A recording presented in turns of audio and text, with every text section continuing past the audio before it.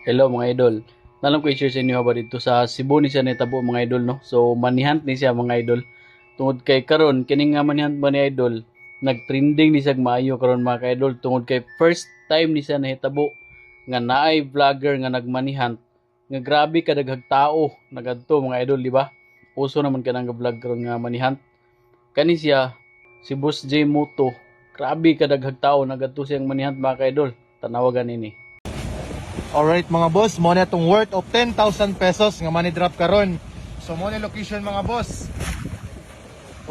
So katuloy yung nakita mga ka-idol mo tong ihang ibilin nga kwarta mga ka-idol no. So 10,000 to siya mga idol.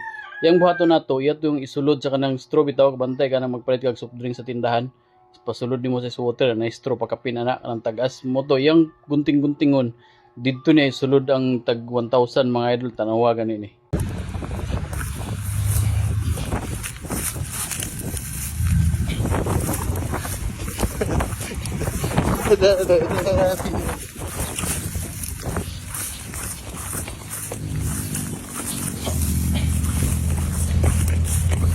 Mo to mga idol, pagkahuman nato after 5 minutes gikan sa pag-post niya mga idol, tanawa ang mga tao unsa kadaghan mga idol ha. Pati daghan na gin tao ba.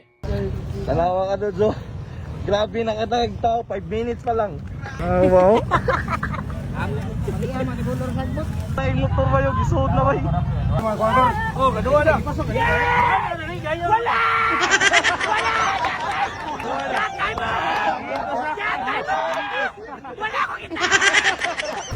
Ni samot na dalag tao.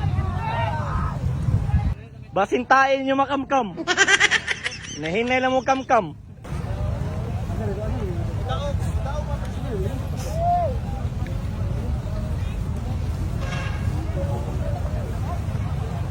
Di ba nakita niyo yung tao, grabe kadaghan.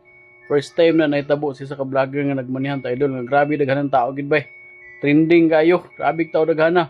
Pero dili pa na mo idol, kay napa ni abangan niyo sa pinakalas ani. Ayo sa gumana tanawagan ni kung sa may tabo ni sa pinakalas.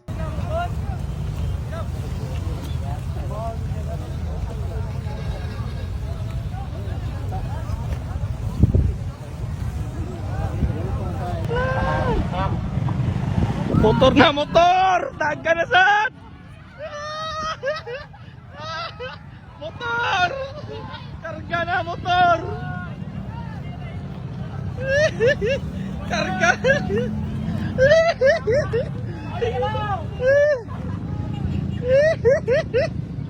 Ayatan eh!